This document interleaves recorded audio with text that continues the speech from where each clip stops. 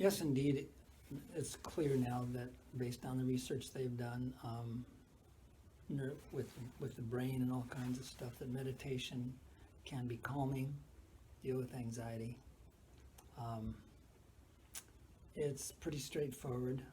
It's easy to find out how to meditate to do that kind of thing. What I want to talk about is sort of another aspect of meditation. And that is what's actually happening when you meditate. And in that understanding of what's actually happening, you can actually make a decision. Do I just want to develop a technique so that I become more effective in this world? Or is there something deeper that I want to explore? And so I'm going to play around with that a little bit and see if I'm effective at all. I'm going to talk about it in the context of two minds that we all have. We all have a conceptual mind. And what I mean, there are terms we can use: conceptual reality. The reality of the world that we've come up with on how we think the world works. Each of us has a particular one. And it varies from person to person, as you can tell from the way Democrats would look at the world versus how the Republicans would look at the world. It's truly a reality that we create, and it's made up of concepts. I'm a man. This is a floor. This is a pedestal on which you can put a book. You have hands. You're a separate entity from me. You're wearing glasses. When things show up, we throw our categories in our mind immediately onto things and look for what it is so that we recognize what it is. So there's this continual process of a conceptual mind ferreting out what's going on, also how the world works, and linked with this is our emotions and our feelings and our sense of who we are.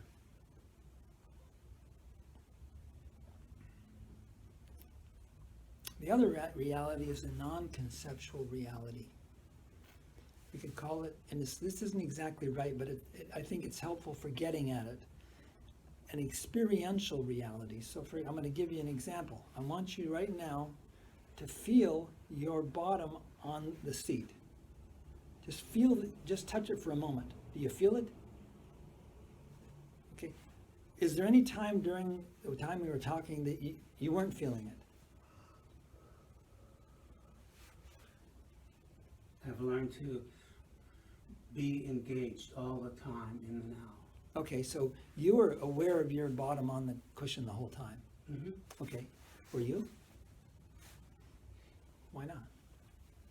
It wasn't something demanding focus at the time. Yeah, conceptual reality is so powerful that we kind of ignore a lot of the stimuli we get, that the experience of so much stuff. Because we parse it, we single out what comes in, and the experiential we turn into conceptual. We have a reference, and then that becomes the reference, and we ignore a lot of stuff. Okay?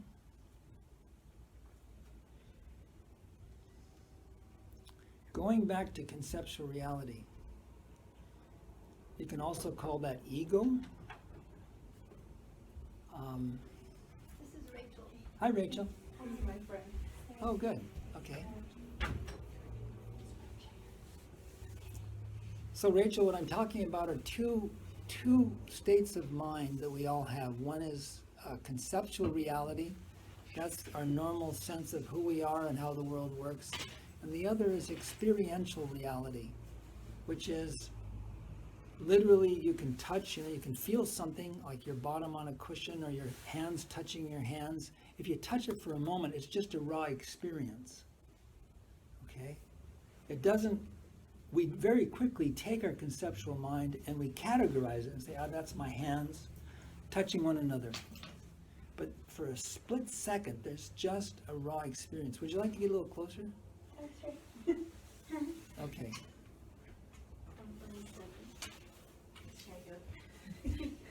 So does that distinction make sense in your own experience? You can connect with it? that make sense? Okay. I want to talk a little bit more about conceptual reality. It's really important because conceptual reality is fundamental to our being able to work in the world. It's linked with our sense of what our life is all about, our aspirations. It's all related to that worldview that we each have developed from the time we were very small.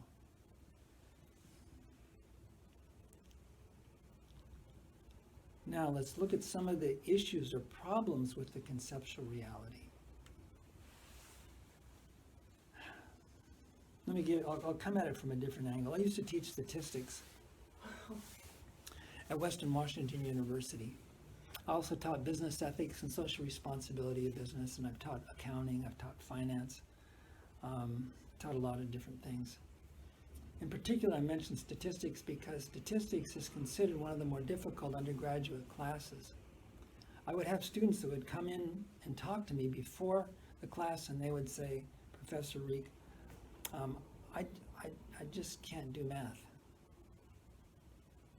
Now, when you look carefully at what happened there, where does that statement come from? Kant says that you will never go past that until you move can't to can. But where does it come from? Where does that can't come from? Then you have an experience, you're not Yeah. succeeding, Yeah, so you yeah. perceive that you're a failure. It's deeper. It is. It's deeper than that. It's linked with who they think they are. Right. Because that's how we identify ourselves, isn't it? We try things, we get feedback, and then we begin to get this sort of model of who we think we are and what we're capable of. And then what happens? Well, what happens is you begin to believe the storyline that you've come up with. And when you believe the storyline that you've come up with, then that literally does constrain you. We call that the cocoon when we do Shambhala trainings. It's the subtle thing that we've done to define and to give us a sense of who we are in this world. But we build this little cage around, mental cage around ourselves that we use all the time. We're continually referencing it. And it's bound by a lot of interesting things. It's bound by limitations, almost always. How do we define ourselves? Well, I'm not like that. I can't do that. I don't like this. I like that, right? And this jumble of pieces that we've come up with, it sort of seems coherent, and now we're sort of prancing along through life, projecting this in front of us. We're projecting it out, but we think it's out there. That's the interesting thing. We've done this little conceptual flip that we're this projecting machine. We think that what we're projecting is real out there, and therefore that's the reality. So that person who says, I can't do statistics, that's the reality. If you believe you can, or you believe you can't, you're right. Right? Isn't it what Buddha said, what you think you will become? It's more what you think you already are. But you're not really. You're not really, because we know that. You know, I mean, I could teach statistics to anybody, because when you do is you just go small enough increments, and human beings are incredibly I mean, everybody here knows calculus, right? No quizzes, please. No, seriously. We can test it. We can test that. We can test it. Okay, I want you to catch this match. Okay, I'm going to toss it to you. You ready? Let's try it again. I mean, it's not good, but just watch it and catch it. Give out your hand now. Now, why was she able to place her hand where that match was going to be? Why? Survival. No. I mean, what, she's worried about the match? I mean, Okay, so what's going on? This is an object that's being acted upon by gravity. It has mass. It's being acted on by air resistance, right? And yet, the mind easily calculates the position that it's going to be in beforehand. And that requires a fundamental understanding of, guess what? Calculus. The calculus. You Yeah. passed the quiz. Yeah. Yeah.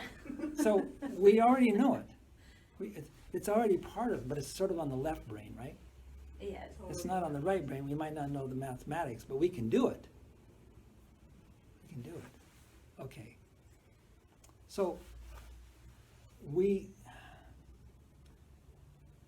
seen it in others, and maybe have seen it in ourselves, that we have so much more potential at times that comes out.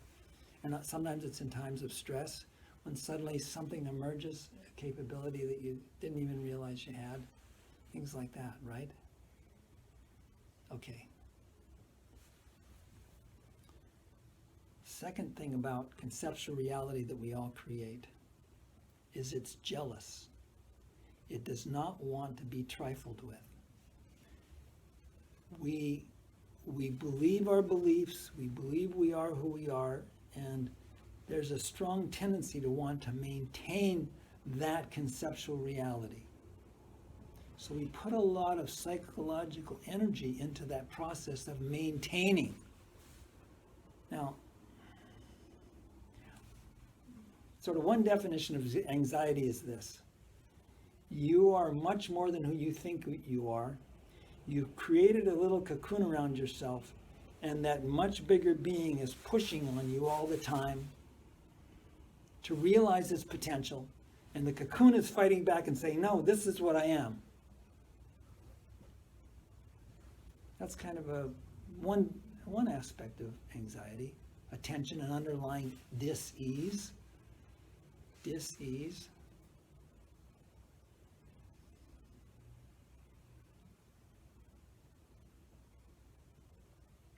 There's another aspect of conceptual reality that's problematical.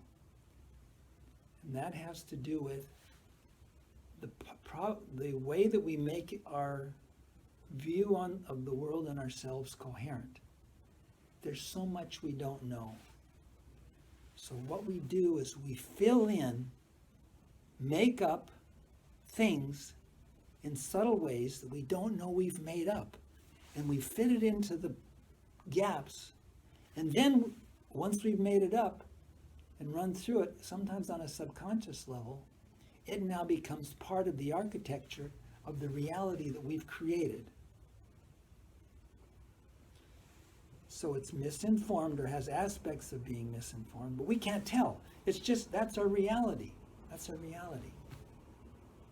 I mean, I think of that back when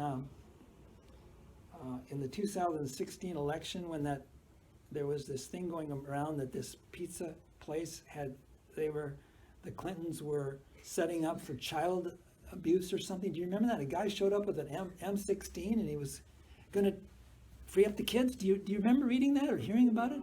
Yeah. Oh, it was phenomenal.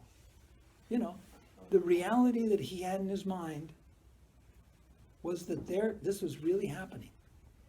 And you think about the shootings that take place, what is the reality in their mind that's been created? And the misinformation and the belief systems.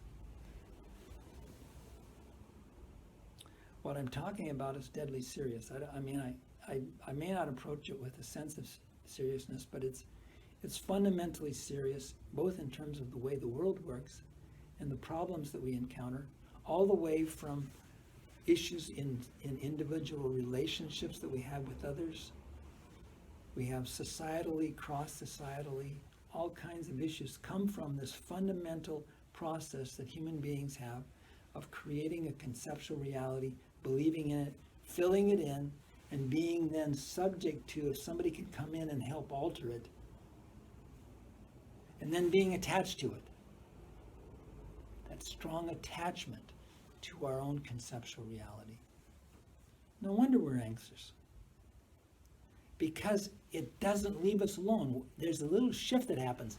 Now we become addicted to that process. And the process is to keep recreating our conceptual reality over and over and over again all the time. All the time. And it eats us alive. It doesn't let us go. It's like we've created this kind of neat little gadget, you know, and then all of a sudden it turns on us. You ever seen those movies where all of a sudden this little toy has these big teeth and it attacks? It's not, yeah, I'm trying to think of the analogies or something, but When the machines take over and attack the humans. yeah, it's embedded in all of that. But really, it's our own storylines. Now,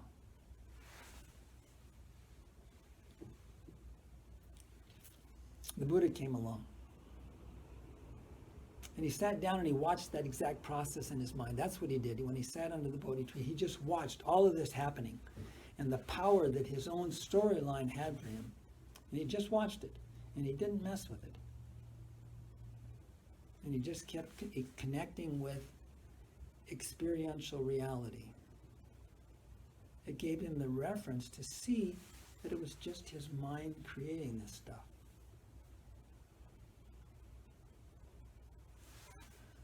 Now, anybody ever seen the movie The Matrix? Oh, yeah. Have you seen it? Have you seen it? To be honest with you, that shook me up, man. Because I was like,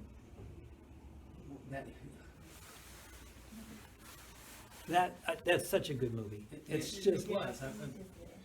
but specifically what I'm referencing is the red pill and the blue pill. Now, the storyline, just to refresh your mind, is everybody in the world, except those who've escaped, are actually, their reality is they're caught in these pods and they have a device stuck in the back of their head. They don't know it because that device connects them into a mental reality that everybody shares called the Matrix. So they're living their lives, and some people are homeless and other people are doing business and they're eating steaks and they're doing all kinds, they're just living their life in this Matrix. But really, their physical bodies are just sitting there in this pod generating energy, right?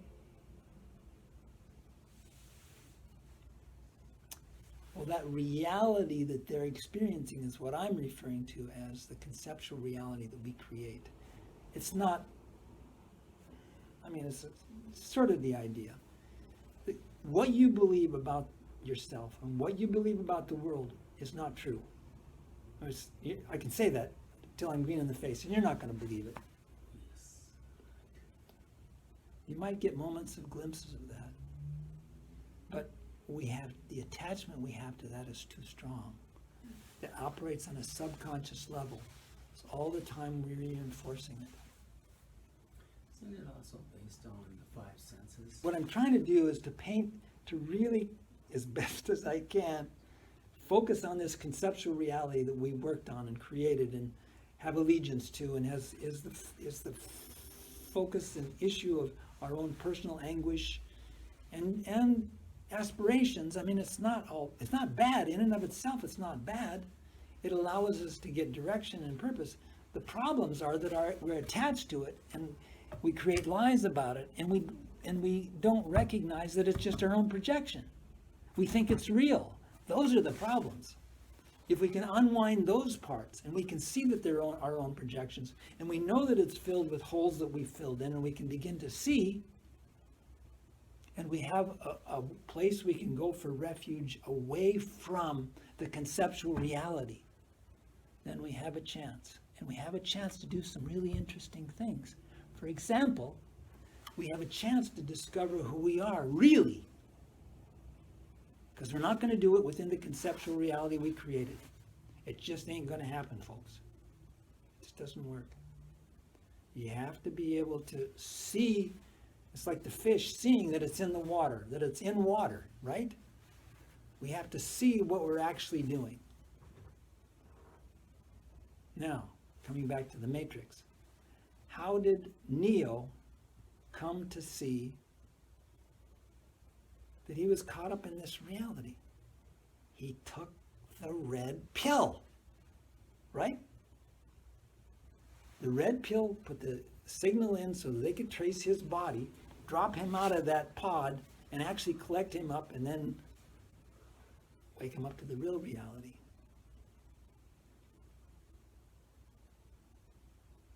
Okay. So, what's the red pill? What's the red pill?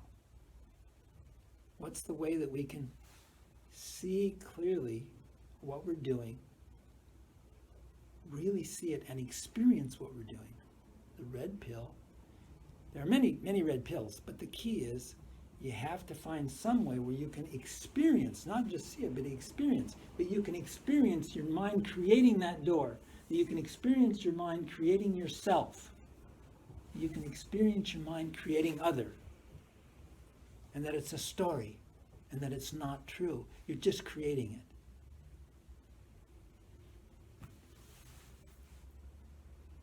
Well, the Buddhists say the red pill is meditation. It's not the only way, but it's a fairly effective way by which we can come to see what we're doing.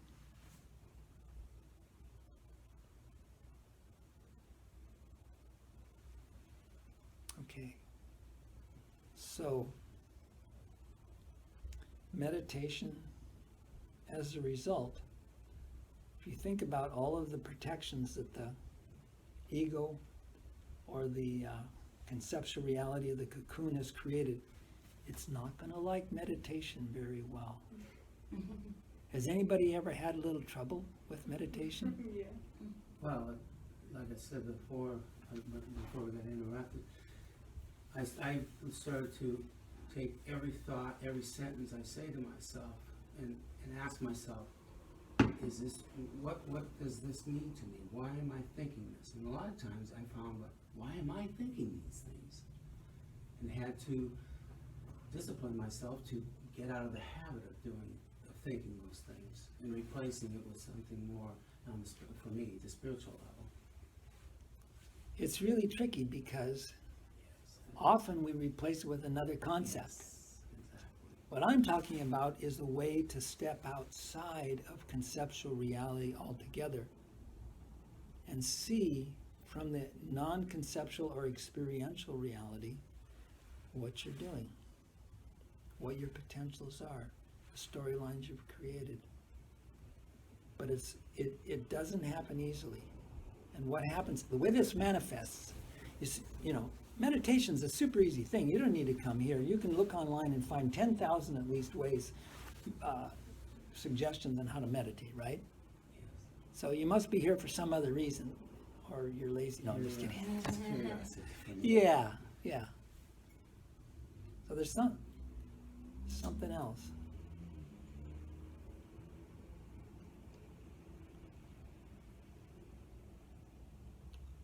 So one of the ways that our storyline manifests in terms of fighting against meditation is this. You sit down on a cushion and you go through the routine, the body, and following the breath. And then you start to get uncomfortable. You just can't find a good posture. And then the mind,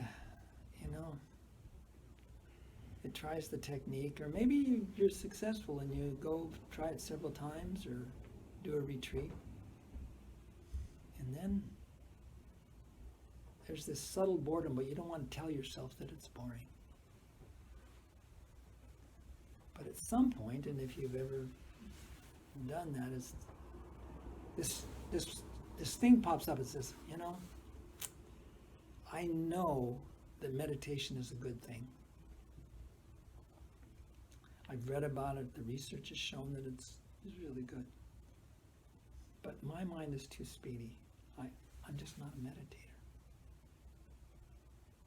And I've had that happen over and over and over and over again with people.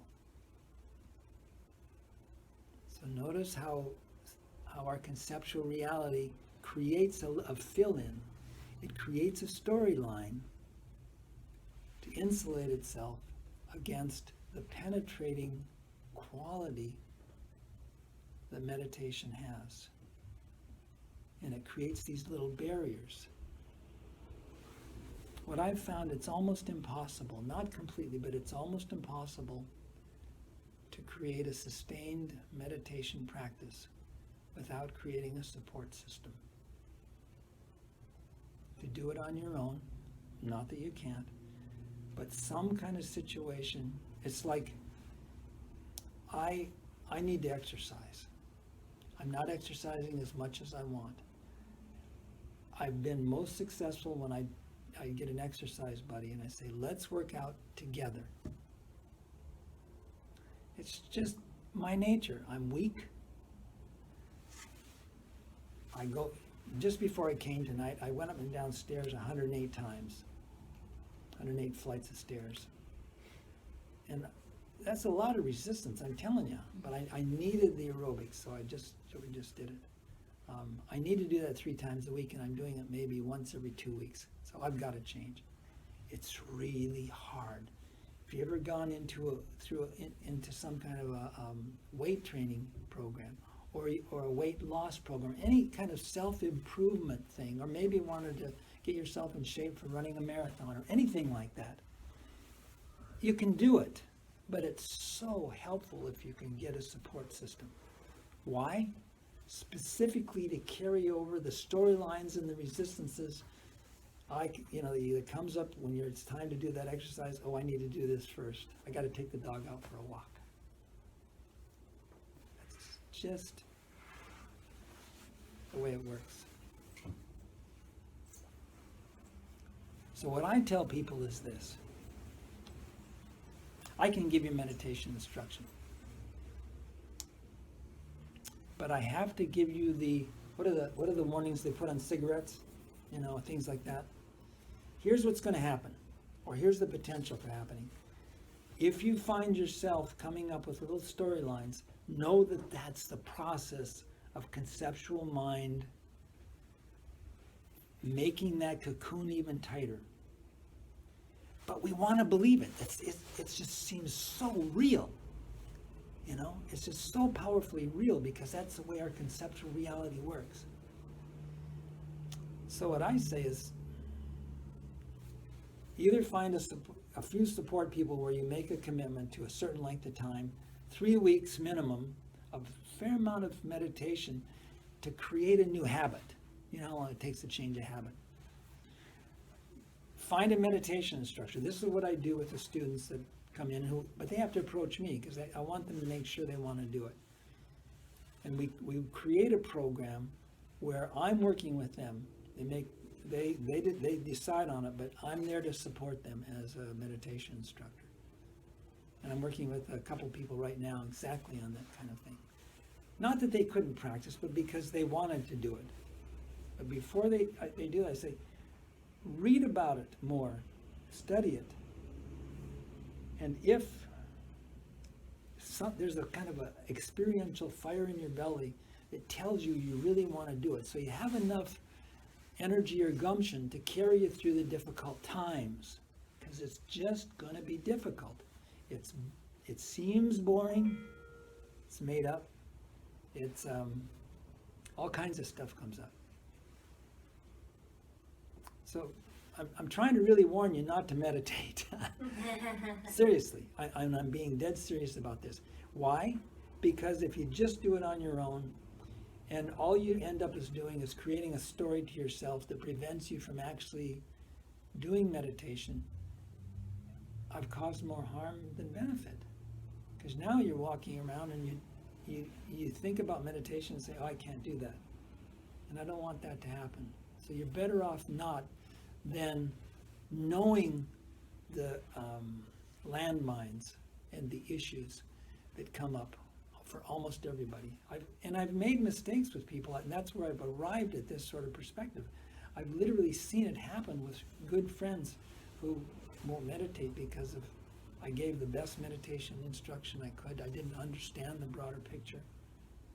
And now in their mind, meditation isn't for them. And that hurts because I know how good it is. But I was learning. I shouldn't even say, well, but I just, So,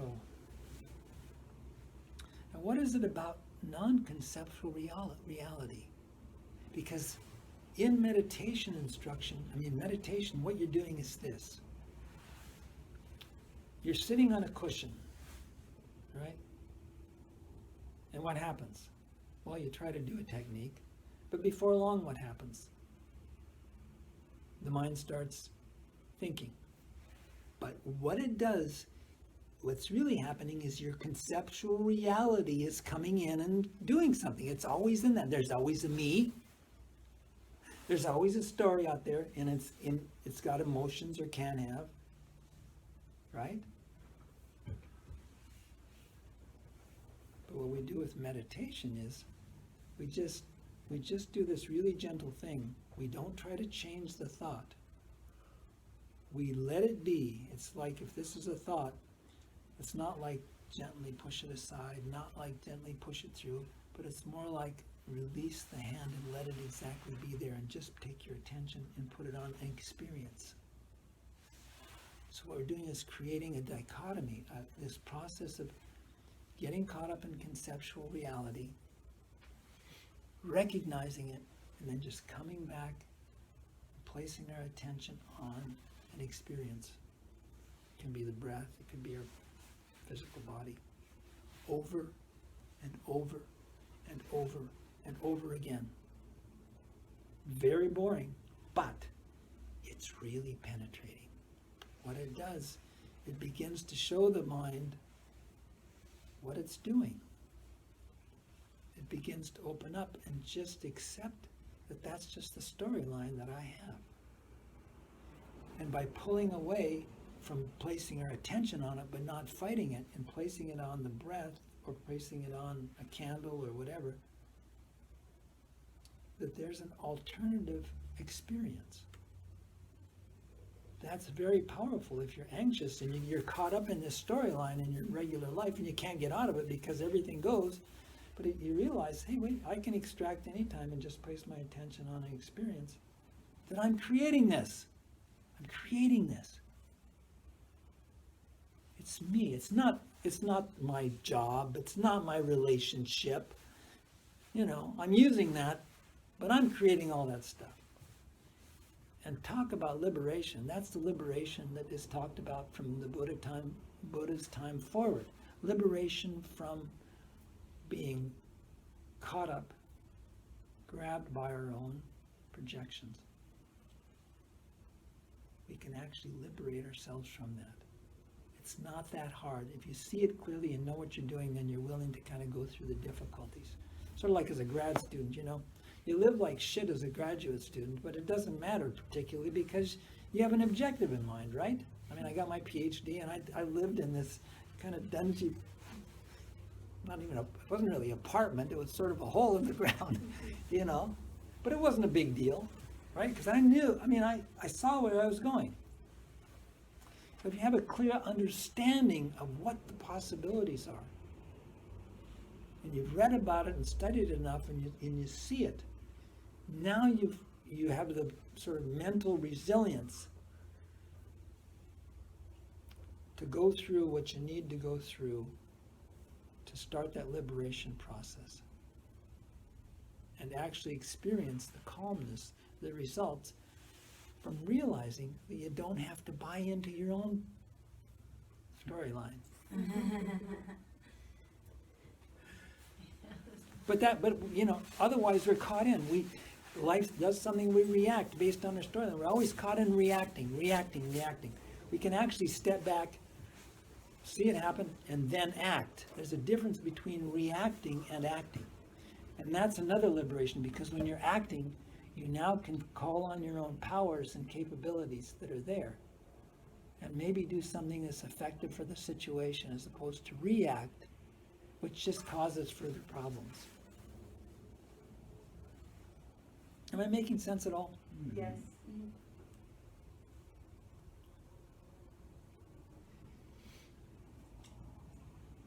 I wish I was better at doing this because it's so imperative, particularly at times, it seems like now, in the world that we're living in. To be sane. Yeah. and to be compassionate, and to open our hearts when it seems like we need to be tougher.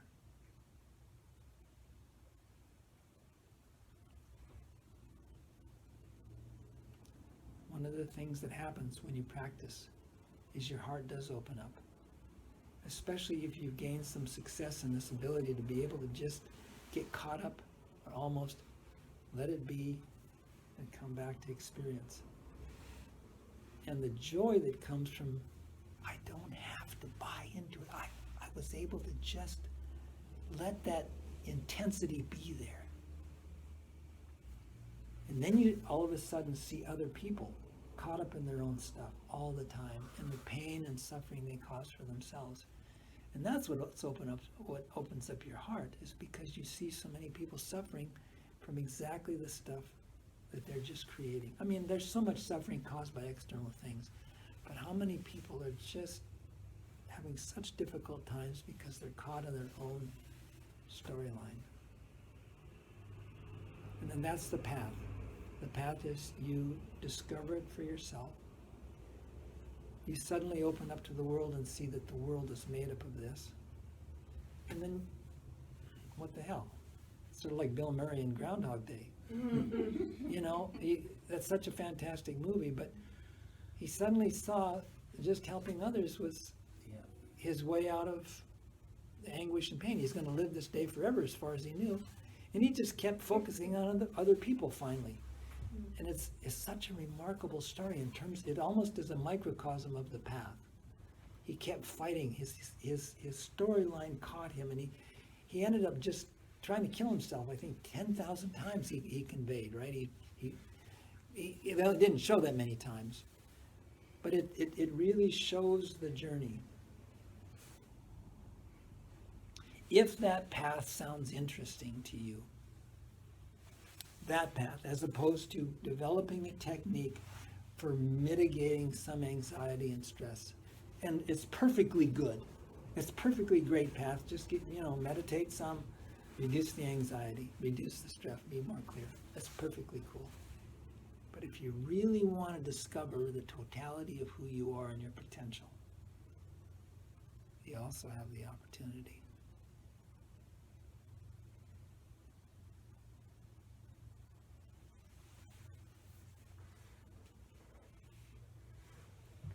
I've been a practitioner for 40 years, and I have to say, I don't know if I've ever done anything.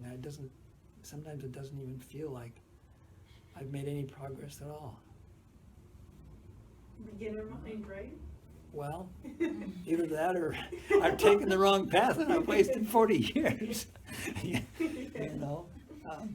That too. But I wouldn't change it for the world. I wouldn't change it for the world.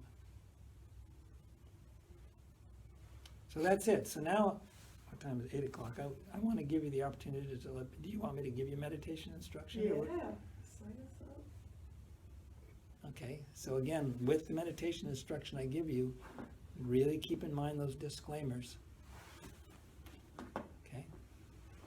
Anybody who doesn't want it, you should leave now. And it's not a bad idea. Yeah, I should turn this off so it Yes.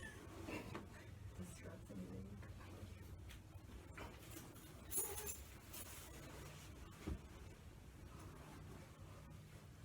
So if you're going to meditate, you should find a place where chair is fine. It's helpful to be vertical, not lying down, but if you're ill or something, you can still do it. It's just something about the body, which we're designed to be vertical, is helpful. You should be in a place where your knees are lower than your hips. And it's good if you cannot be leaning against the back of a chair unless there's a reason to do it. I think you're on a cushion that's too low given your knees. I'd suggest being higher. You put a couple down. And chairs are great. There's no problem whatsoever. Some people say, well, it's not really meditating if you're not on a chair, and that's baloney. I just don't feel slept. Okay.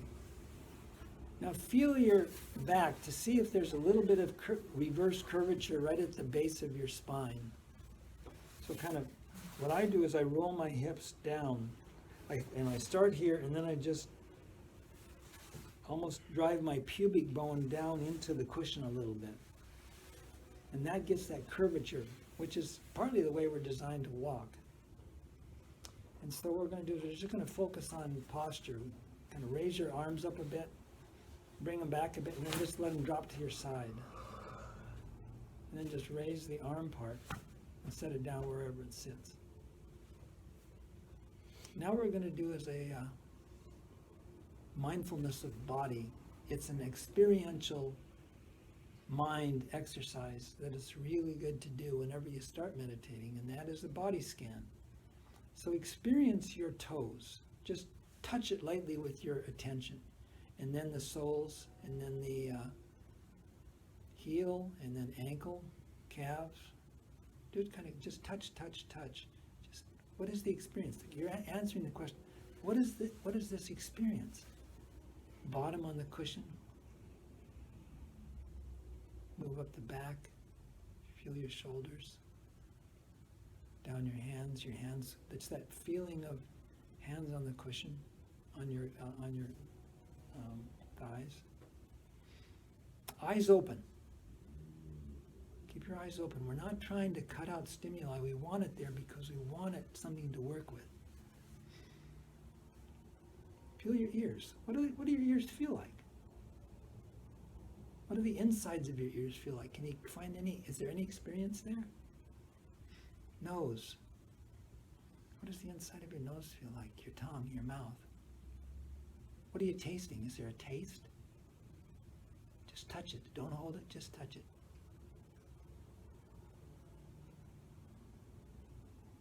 So anytime you meditate, I really recommend first doing a mindfulness of body scan like that. And you can do it in a second. Just, boom, what am I experiencing?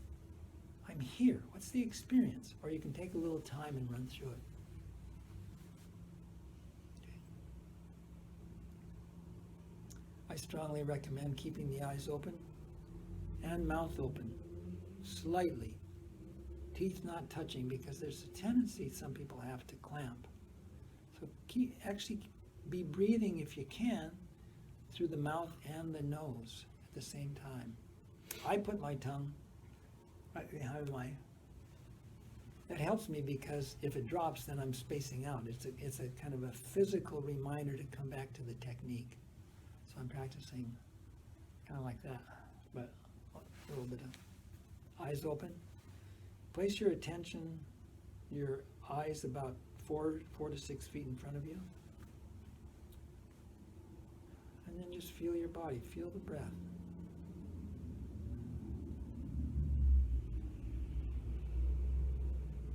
Just touch different parts. Okay, so that's the first part. The second part is there's a technique.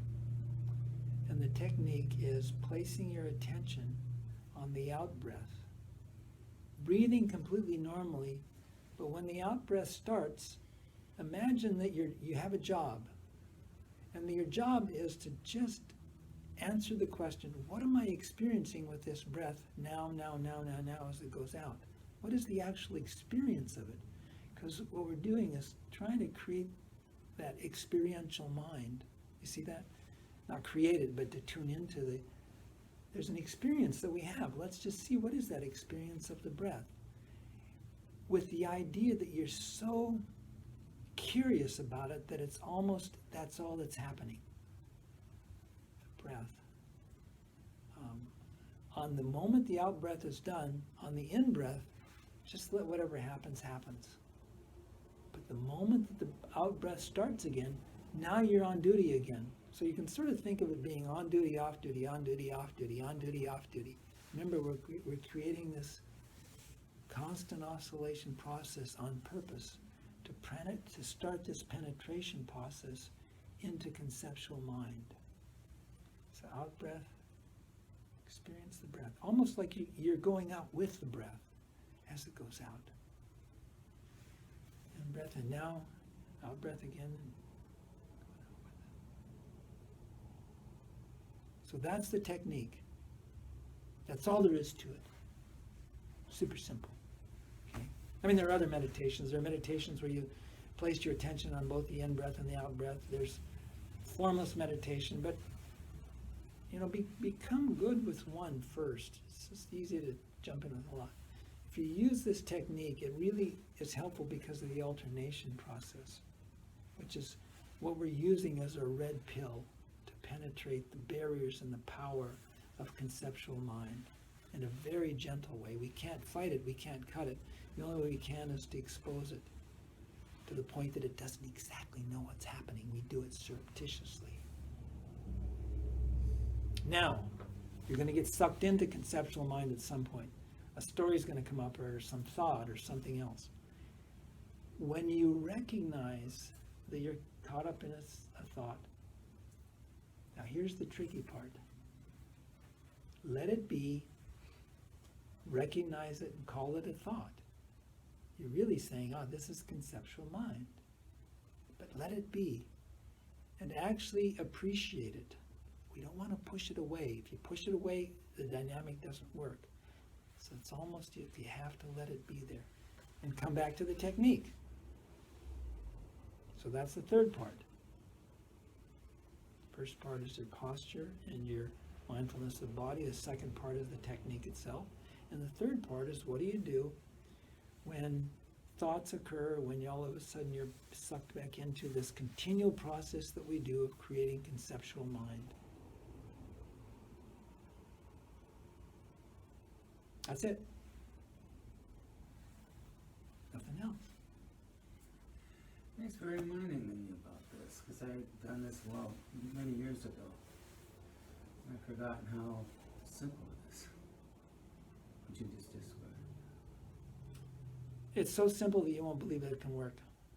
Well, that's... And if you try it on your own, you run the risk of conceptual mind saying this is too simple, it can't work, it just doesn't work for me.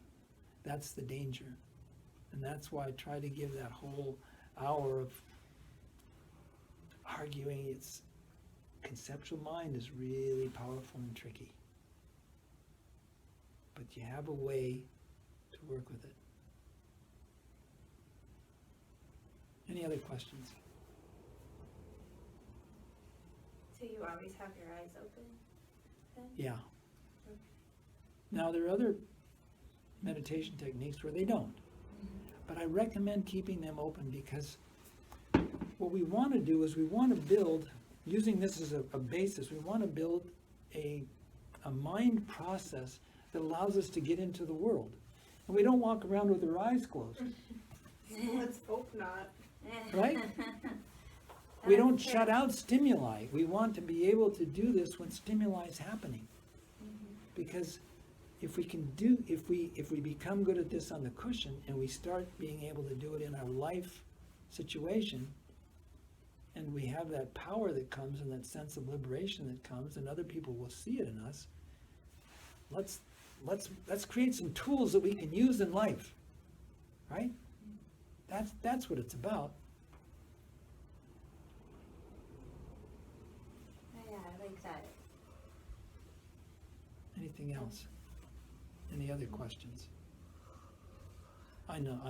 No, I'm sorry, I'm tired too. it's not you, it's my work thing. I know. I shouldn't tease people and stuff